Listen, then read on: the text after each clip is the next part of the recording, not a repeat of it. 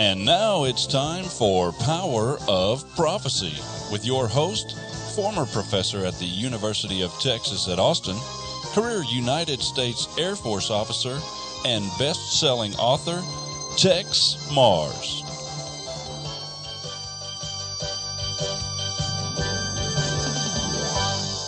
Hello, friends. This is Texe Mars. Welcome to another edition of Power of Prophecy. You know, there's one thing that the Bible makes very, very clear. It says that in the last days, vice will expand throughout the world, and men will do more and more wicked things. And actually, the Bible tells us what kind of men and women it is who are so despicable, so repulsive in their behavior that they're unacceptable to God. Now, today's program is going to be sort of a shock to some people, perhaps. You know, I don't talk about sex very much. I don't really like to talk about it on air. Personally, I believe, sex is between you and your wife, and that's your, it's your bailiwick. I don't get involved in that. Shouldn't get involved.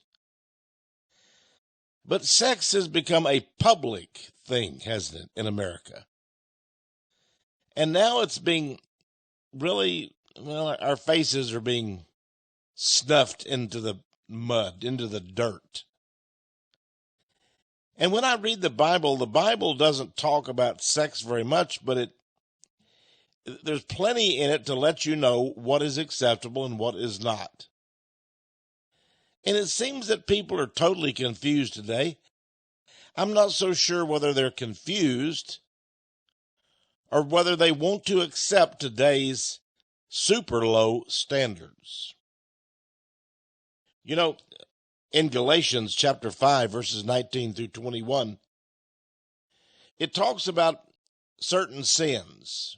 Oh, they were prevalent back in the days of the Apostle Paul, such as adultery, such as fornication, uncleanness, lasciviousness. Lasciviousness is to have an attitude, a behavior, a lifestyle of sexual immorality. Idolatry, witchcraft, hatred. It goes on to talk about heresies, envyings, murders, drunkenness, revelings. Drunken revelings, that is.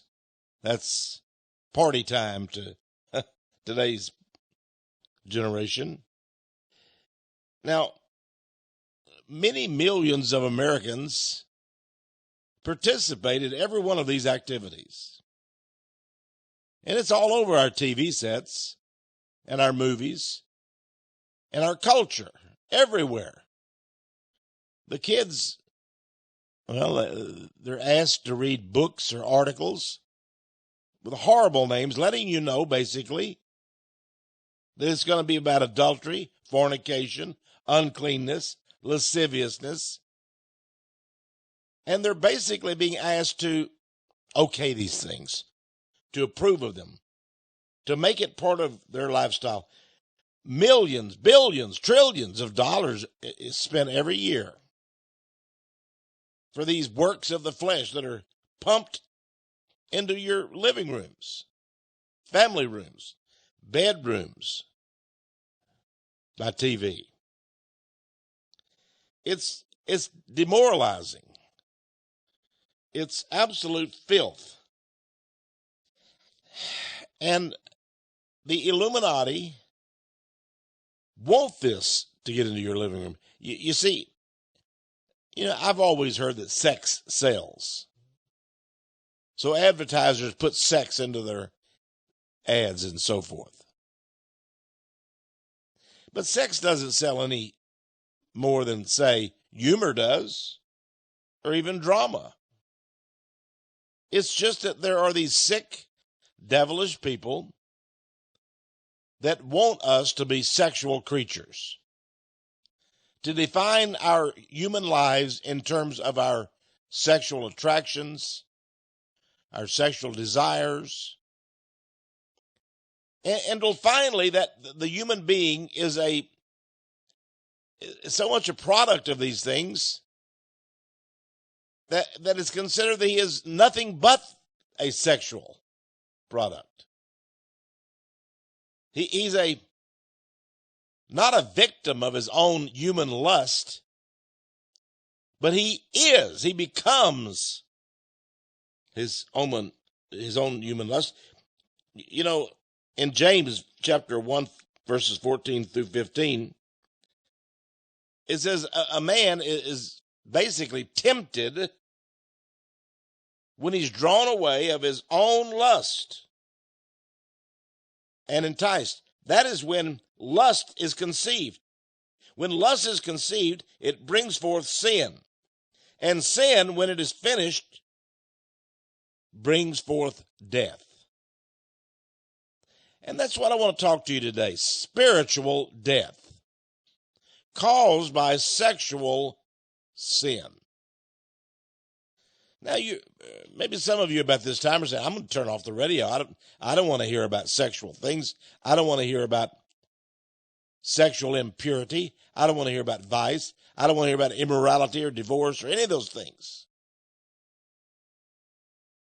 Maybe some of you say, well, they don't affect my life. I have a wife, I have a husband whom I love. We don't do those things. But maybe you've got children doing those things. 92% of black children are born out of wedlock. Is that not sin? 43% of children are born of white children are born out of wedlock. That's almost 1 out of every 2. I was just sort of listening on the edge. I wasn't involved in the conversation. These young girls were talking about what their plans for their future. They looked about 20, 21 to me. And one said, well, I'm not going to get married. I'm going to go live with a guy. And the other one said, oh, absolutely. And the third one said, sure. It was a sure bet. They didn't intend to marry. They intended to live with somebody. They hadn't even met a man, evidently, these 3 young ladies. There's no one that they knew that they wanted to live with, but they automatically knew, I guess it was society's custom today, that they would not get married. The first step is never marriage. It's always to live together. Now, if you tell these young ladies that's not God's way, they laugh at you. God? What does God have to do with it? Well, James says that it will eventually bring forth death. When you find a young man and he's handsome or he's nice, he's pleasant, and you move in with him and you have sex with him, your lust comes out, and eventually you will end dead. You can't see that right now. You're a young person. How could this man possibly bring death in your life?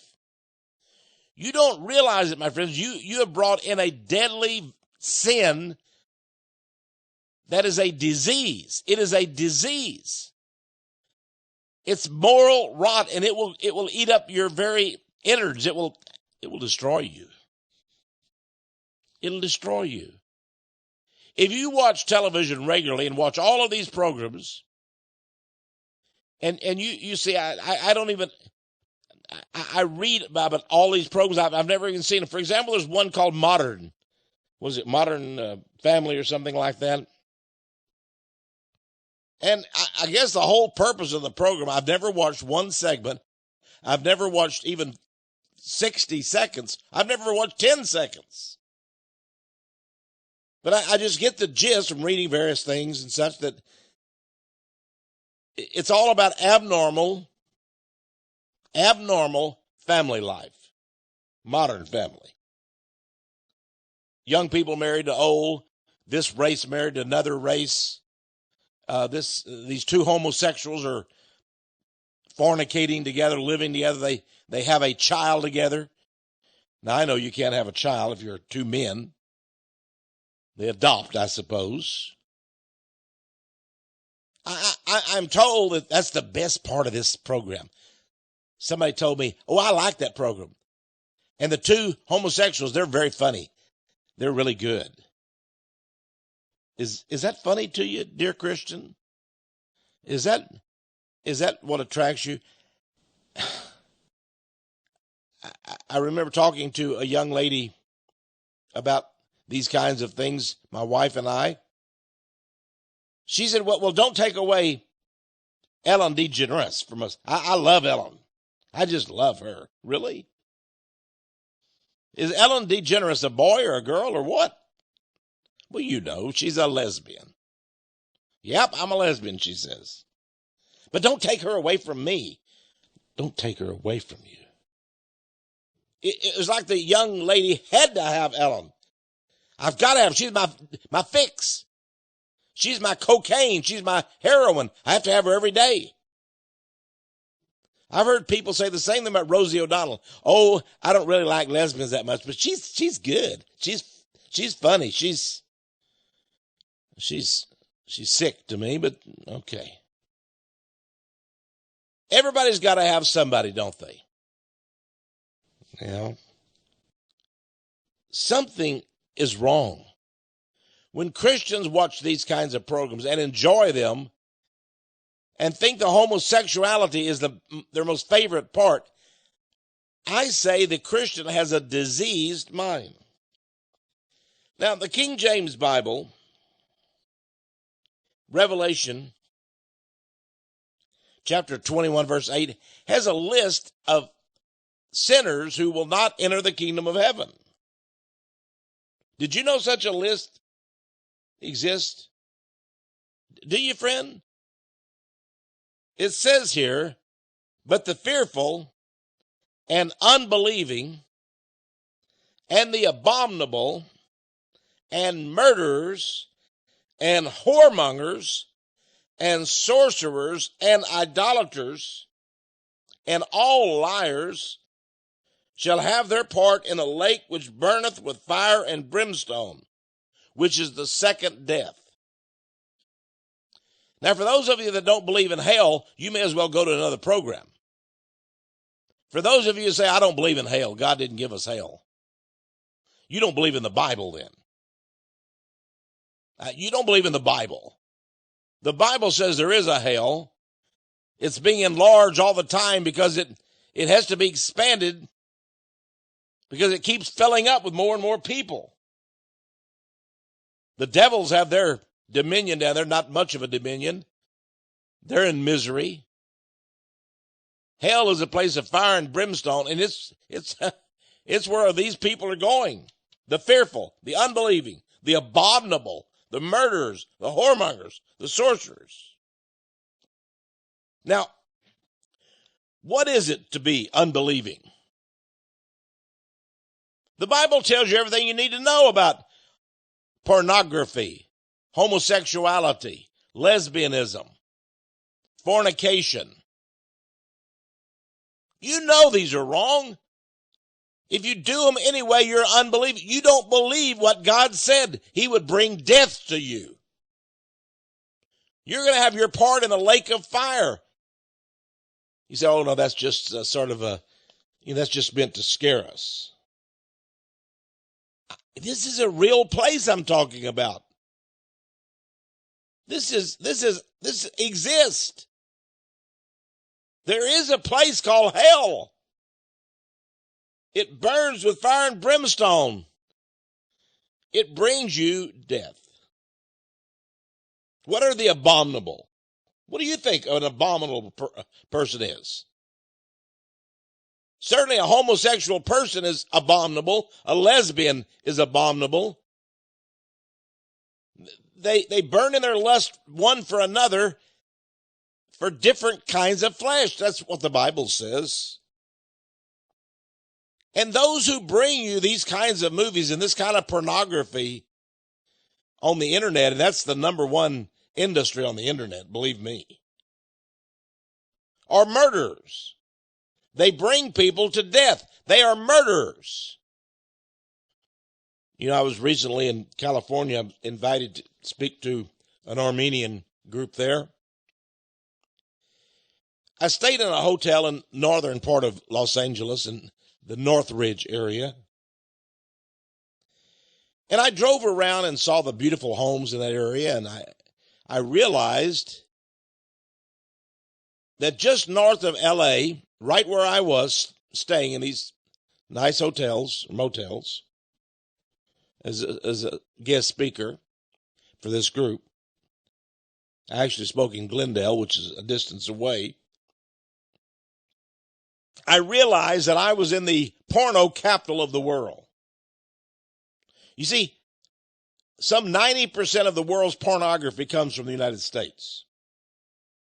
90%.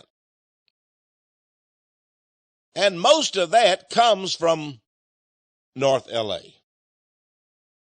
What is there about North L.A. that makes it such a porno capital? They make the X-rated movies there. They have the companies that bring the filthy internet material and the magazines and pictures and all these this adult industry. What brings them to North L.A.? Why would a person go there? Why would a person start a business, a sex-related business? It would not surprise you to know that virtually all of them are Jews. Virtually all of the porno industry are Jews. The King James Bible here in Revelation talks about the whoremongers. Are they not the whoremongers? Are they not the sorcerers that attempt to steal your mind, to take your mind to horrible places? Are they not liars when they tell you this is good for you, it's wonderful, it's something you should be involved in? They're all of these things. And let me tell you something, my friends. They're also fearful. I don't care what they say. They say, I don't care. I'm not worried. I don't worry about God. He can go to hell. Yeah, well, we'll see about that. They are fearful. They better be fearful. I want to talk to you a little bit about pornography. You know, most of my graduate courses were in psychology. And I think I understand a little bit how men's minds work. People want to be liked. They want to be part of the common crowd.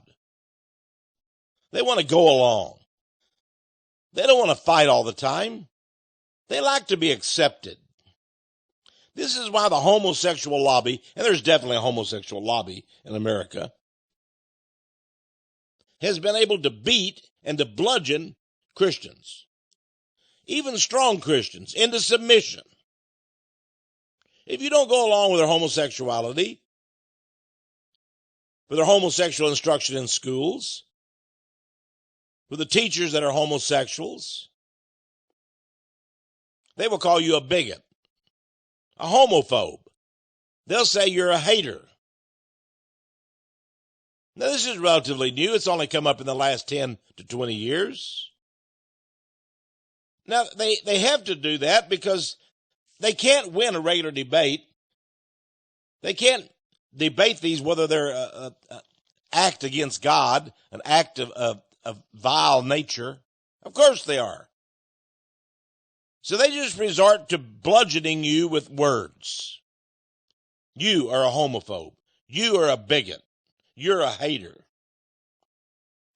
But isn't it amazing that pathetic Christians, pathetic so-called Christians, can't seem to take the heat? I personally don't care what they call me. I hope this program does gin up a bunch of them.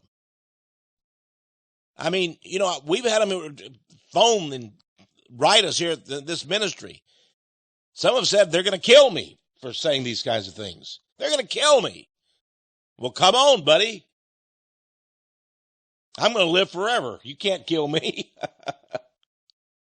Either here or somewhere else, I'm going to live forever. And I'll be a lot happier in the next place called heaven. They've called us here.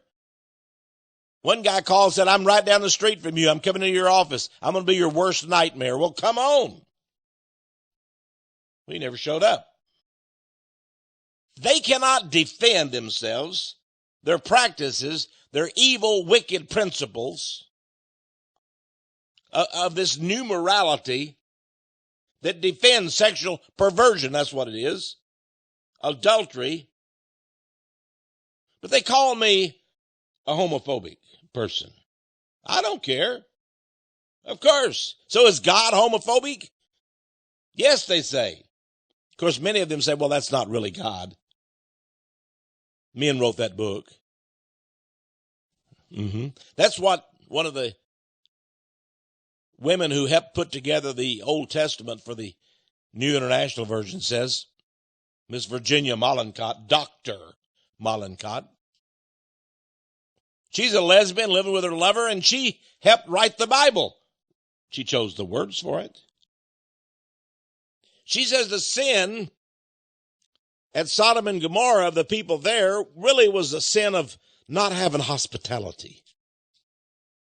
You know, the angels came there, and the people were all, engaged and involved in all these sexual sins and homosexuality and so forth, and they went to the house of Lot, began to beat on his door and say, hey, we saw those handsome men go in your house.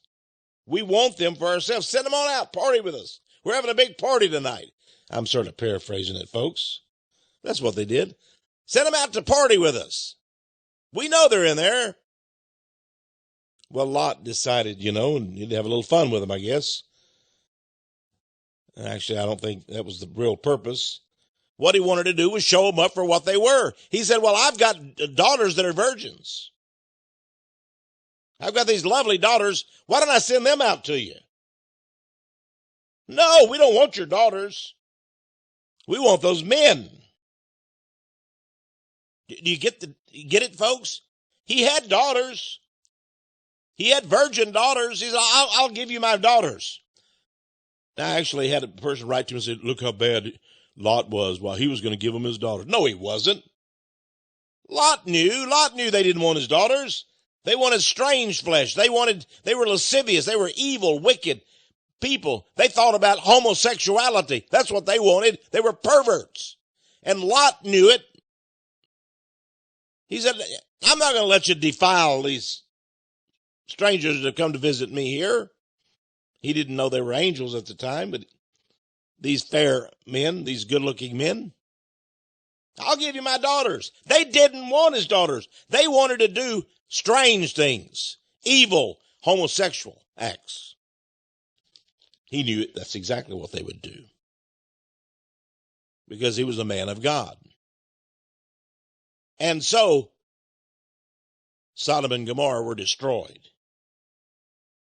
I talked with a young lady about 30 years old several years ago, and she goes to church every Sunday. Her and her family. A nice Christ-loving person, supposedly. And her little daughter asked me, I don't know why, what do you think about homosexual people? So I said, well, they've got a perverted mind. Because, a good person would never do that. Really? The little girl said. I said, exactly. I said, that's even in the Bible. Have you ever read about the story of Sodom and Gomorrah? No, tell me. So I gave her a quick little background on it. And her mother said, I've never heard that before. Here's a woman now, about 30, 35 years of age. I've never heard that before. She goes to church. She even taught Sunday school. She's never heard the story of Sodom and Gomorrah. Well, I'll tell you one thing, my friends. About 99.9% of the homosexuals in America have heard about Sodom and Gomorrah, and they hate that story, and they try to pervert the story and change it around or take it out of the Bible or whatever they can do to get rid of it, because it tells exactly what God's attitude is and what he's going to do eventually to every homosexual in the world. And I'm talking about those just who have homosexuality in their minds. In their minds. Now, I don't know what the greatest vice and sin that's active in the world today, but homosexuality could be one of them. Martin Luther, the great Protestant Reformationist, once said, "If I profess with the loudest voice and clearest exposition every portion of the truth of God, except precisely that little point which the world and the devil are at that moment attacking, I am not confessing Christ. However boldly I may be professing Christ." Where the battle rages, there the loyalty of the soldier is proved. Do you get that? Where the battle rages, there the loyalty of the Christian soldier is proved. It's not a problem to fight all these other sins. This evidently this is one that they're capturing people's minds with. This is mind control. They're using our laws. They're changing everything. And now, of course, we've got a wicked devil president, Barack Obama, who says same-sex marriage is okay. He's even reputed to be a homosexual himself. And there's some evidence of that. Isaiah 5, verse 20 warns, "Woe to them that call evil good and good evil." That verse has been a very heavy one to me. You see, everyone in the New Age movement appears to be good, dripping with love. They always told me that, in the New Age churches, they love each other. They hug a lot in the New Age churches. They call each other good. Whatever they do, it doesn't matter because they don't judge anyone. You should not judge. That's what they say. Well, God never judges. I beg to differ with you. I've told you 5 or 6 verses here where he says he's going to send you to hell, to fire and brimstone forever and ever for doing these things. And then you tell me God doesn't judge. Well, Jesus doesn't judge. He told the Jews of his day, "You are of your father, the devil." He judged them. He knew what they were. John 6, verse 66, get that combination if you want to, 666. John 6, verse 66 says that Jesus would not accept them, that was the people that came to him, because he knew what was in the minds of every man. Yeah, there are a lot of people that went to Jesus, said, "I believe in you. I've seen these miracles. I've seen you take the fish and break it up and feed 5,000. Just a few fish. And the bread, you broke just a few loaves and fed 5,000 people. You're a miracle worker. I believe in you." It says Jesus did not believe in them. He would not accept them. He knew what was in their hearts. He knows. You cannot hide from God. You cannot, your sin will come out. It will be out instantly. Transparent, glaring, with a big light all over it. I'm going to come back in just a minute. We're going to talk about how the Illuminati elite, the Jews, used pornography as a secret weapon to control minds. And how they do it on purpose, and they proudly do it, and they say to hell with Jesus Christ. They do. And I'm going to prove that to you when I return. I'm Texe Mars. You're listening to Power of Prophecy.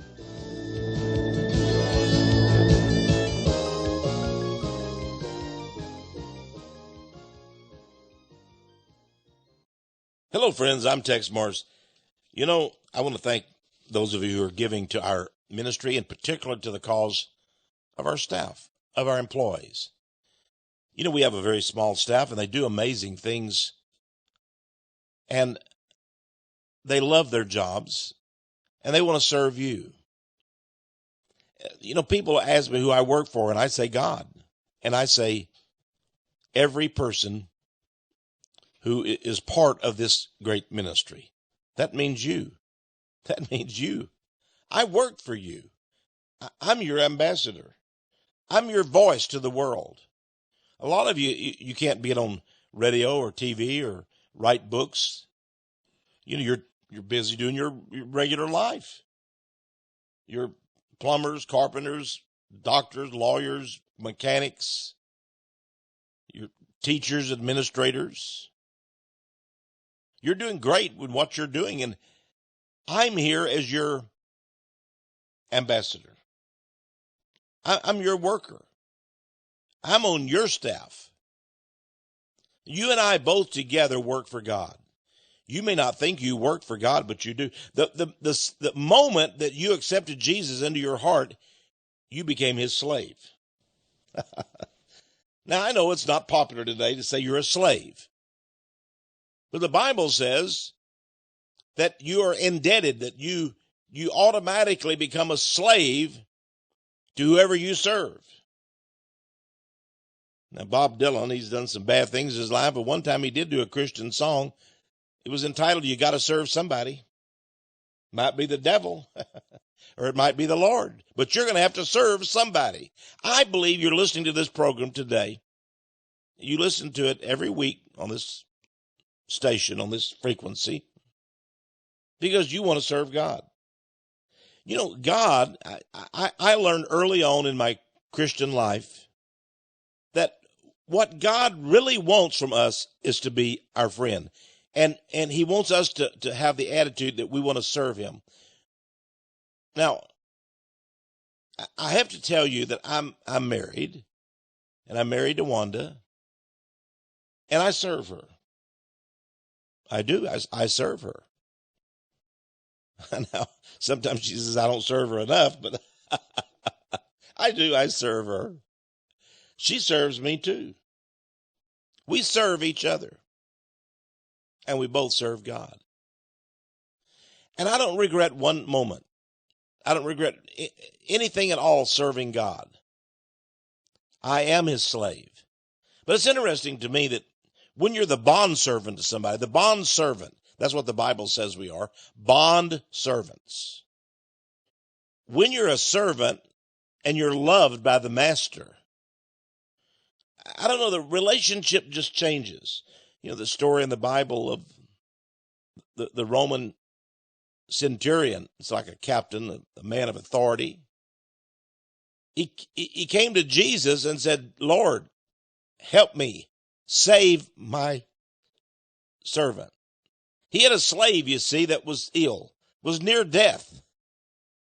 And this master, this Roman centurion, a very stern man, no doubt, a very cruel man in war and in battle, loved this servant. He didn't say, well, when he dies off, that's okay, we'll get us another servant. How many servants were there? I mean, how many slaves were there? All the time there were slaves everywhere during that era. But this servant he loved. He said, Lord, please save this. You have the authority. I'm a man of authority. I say to this soldier, that soldier, go here, go there, do that. And they do it because they have to. Likewise, you also give orders. And it's done just as you say. And Jesus said, I will come with you. He had agreed. He saw the faith in that man. What did the man have? Did he have his daughter, his son, his wife, his mother? No. That was ill? No, he had a servant. He had a slave. That's what was breaking his heart. He cared for his slave, his servant. Jesus said, I will come with you. Well, it gets better than that. The man says, Lord, you don't need to come with me. I am not worthy that you would come to my house. If you just give the word, it'll be done. And Jesus said, at this very time, it's done. It was done at that moment. And when the Roman centurion had left, Jesus turned to his disciples and said, I have never seen such faith. In all of Israel, I've never seen such faith. Was it a Jew? Was it a member of the chosen race? No, it was a Roman, a centurion, a soldier. Jesus said, I have never seen such faith. In all of Israel, I've never seen such faith. Well, that's how much Jesus loves you and me. You may be surprised about that. Well, I'm just a slave. I'm just a servant. I serve him. I get on my knees and I pray to him and I ask him please and I beg him and I beseech him. That's good. You should do that. At the same time, though, Jesus will take you in his arms and cradle you and take care of you. I did a audio tape some years ago. I'm going to play it again because I keep thinking about the audio tape, what it means to me. A fragile bird he will not crush. You can order it from the ministry here for $10. A fragile bird he will not crush. Have you ever felt fragile? Scared? You don't know what life is going to bring next? God's not going to crush you, friends. You turn to him. He's going to take care of you. He loves you. Now, I want to tell you how much I appreciate your taking care of the ministry of the people here. We don't have a lot of money coming into this ministry. We don't have the big homosexuals and all these others. They give money to their churches too. Yeah, they do. They love the itching ears. They love the lies that they're told. We don't tell lies here. We tell the truth. It can be pretty straightforward. And many of you, we have a project once a year for a month. It's sort of our staff project. We ask individuals to help our staff and send money, and it goes direct to our staff. And we don't take a cent of it. It goes right in the ministry. And it's we put it in a separate little worksheet. How much money comes in. If you want to give toward our staff, employees appreciation, then, please send us your love gift of any amount, $2, $5, $10, $100. We don't have medical with our employees. We don't have medical. And we don't have Obamacare or any of that. I guess if one of them really was in bad shape, I don't know what we would do. We would have to come to you and ask for help if they got some bad disease or some malady, because we just don't have the money to even pay for the medical insurance. And the last couple of years, we haven't given any pay raises to our people. You say, well, that's cruel, Texe. Everybody needs a pay raise. Well, they do, but when we're not making the money, what can we do? I don't receive any pay raise either. In fact, my pay's been going down, down, down. But we still smile around here. We still joke around here. We still kid each other. We still love Jesus Christ.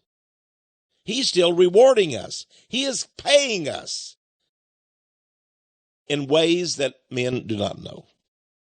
And you'll be paid too. You'll be helped by God by helping us. So Employees Appreciation Month. Now, when you give, also give to the ministry. Don't forget the ministry. We've got to keep going here, too. But when you do give, please say so much of it, of this is going to the employees or employees' appreciation. And we'll make sure that part goes direct to them. And we really appreciate that. Phone us toll-free, 1-800-234-9673. Now, you can go to our website, powerofprophecy.com or texmars.com. Or you can write to us at Power of Prophecy, 1708 Patterson Road, Austin, Texas, 78733. Okay, that's all I wanted to say today. Now, let's return to our regular program. Pornography as a secret weapon. There's a group over in Soviet No, excuse me. There, my old Cold War attitude comes back. In Russia today. In Russia. Now, I'm not using these names lightly, but I just want to be honest about what their name is. Made up of young ladies. They're sort of a rock group, music group, over in Russia. They're called Pussy Riot. Pussy Riot. But it's not about the cats. Let's put it that way. It's not about the cats. I was recently reading about a neo-Bolshevik sex orgy. That means the new Bolsheviks sex orgy. Now, I thought that Pussy Riot was some women's group, and it is, that wants greater freedoms in Russia.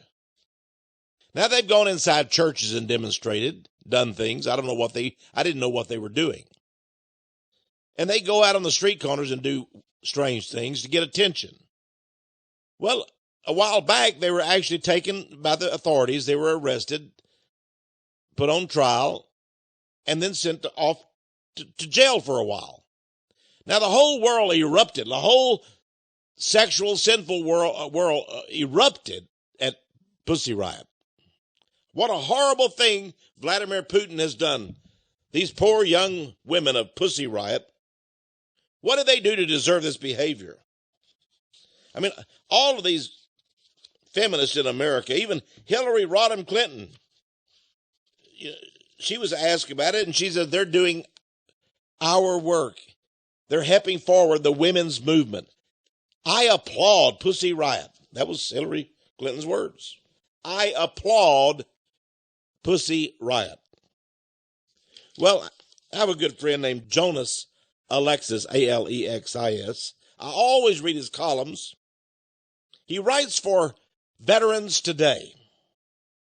The most outstanding columns. He wrote one recently. It says, neocons, that's Jewish neocons, support sex orgies in the name of freedom and democracy. That's what Jonas Alexis wrote. Now, he's a world traveler, Jonas Alexis is, and he writes about such things. And he reads all these Moscow, Leningrad, and, various publications. He was recently challenged about Pussy Riot, and he did some research on it. Turns out that Pussy Riot does public demonstrations all right, but not for women's rights. Let me just read to you what he writes here. This is from the Moscow newspaper, The Exile. He explains what Pussy Riot is doing. Quote, they stripped off their clothes and started,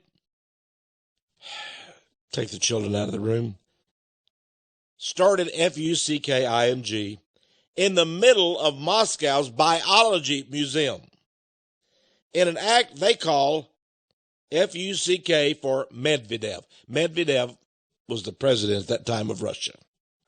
He's Putin's good friend. So they stripped off their clothes inside a museum, a biology museum in Moscow, the capital city, and they began to have sex, a sex orgy.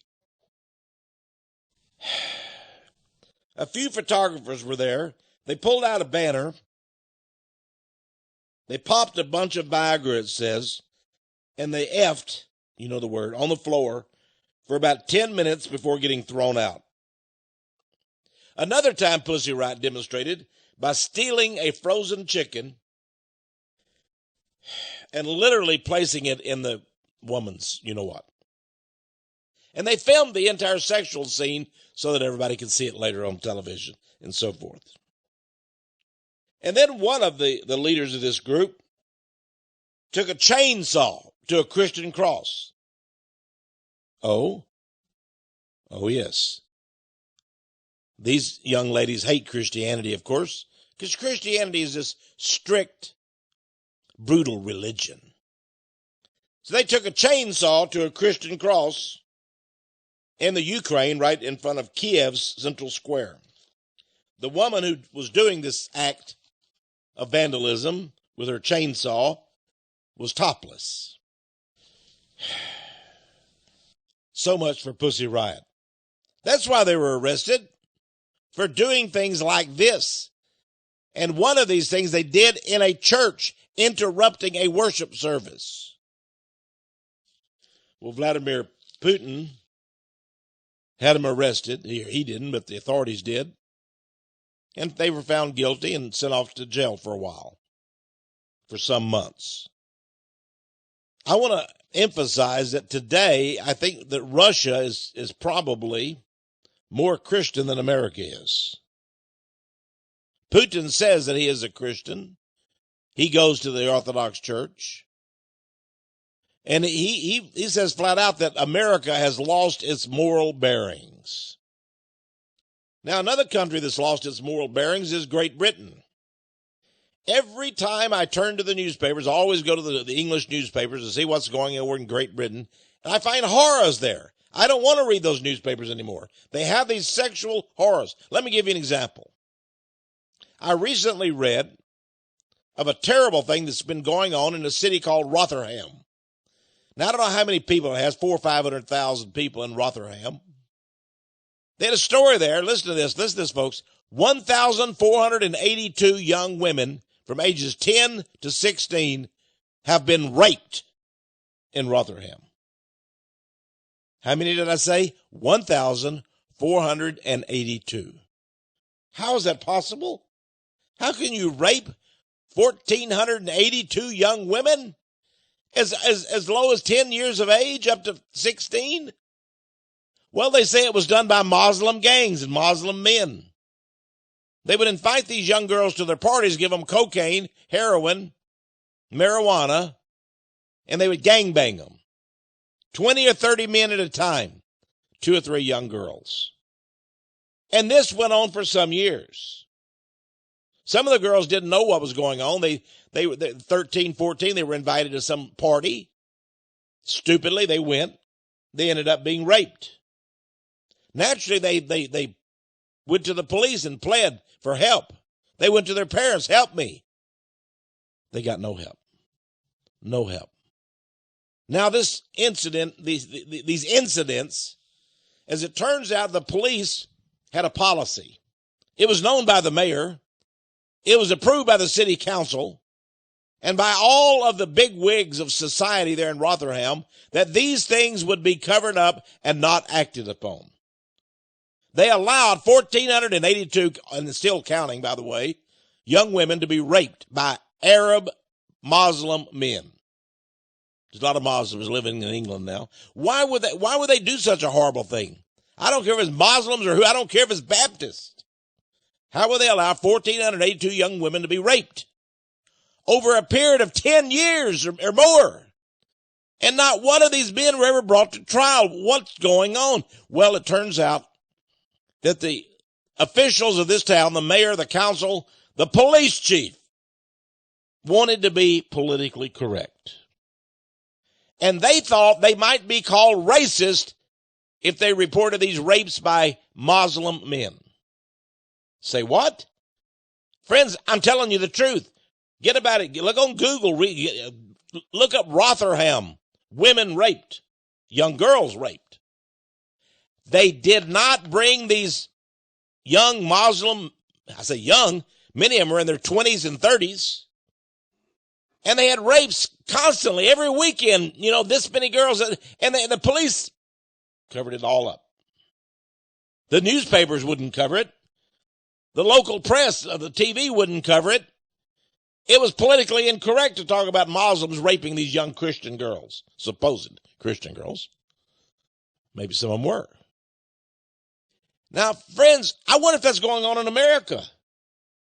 Are these young Muslim men, or these older men even, raping young girls today? They go to the police say, well, we can't do anything about that. He's a Muslim. We don't want to be we want to be politically correct. We don't want anybody to tell us that we're politically incorrect. I can't even imagine keeping something like this bottled up and hidden for political correctness' sake. At the same time, now they're having another problem over there. Listen to this from London. In a massive national dragnet, British police have arrested more than 600 suspected pedophiles who had pornographic images of children on their internet. Wow. Those arrested include doctors, lawyers, caregivers, former police officers. Of 660 suspects, I'm not going to read any more of that. Yeah.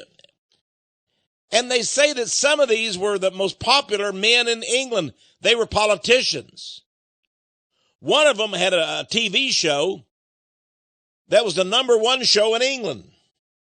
He was interviewed by some woman on TV one time, and he did a sex act with his hand on the woman while they were interviewing him. They didn't go all the way down to his hand, and you couldn't see where his hand was. And after the show, the woman complained and said, "Did you see what he was doing while I was interviewing? He had his hand, he was doing ABC." And her coworkers and her bosses said, "Oh, well, that was just him. That's just the way he is." It turns out this perverted person, he doesn't have a TV show here in the United States, and he recently died. This same pervert had contacts, get this, at funeral homes and went in and had sex with dead girls and dead boys. That's incredible. That's sick. That's disgusting. And he would go to hospitals, and while patients were, well, I'm not going to talk about that. He was given a knighthood by the Queen.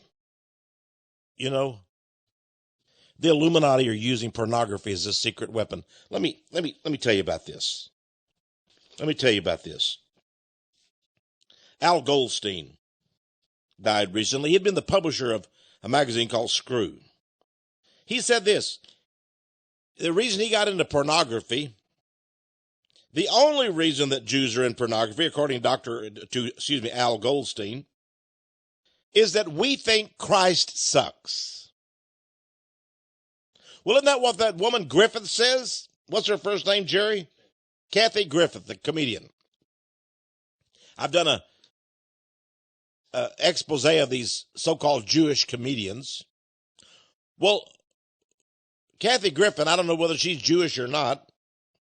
She received an award, and there she was up receiving the award. I don't know what all these awards are on television, but she said, "I dedicate this award to Christ. He sucks." Christ sucks? That's what Al Goldstein said.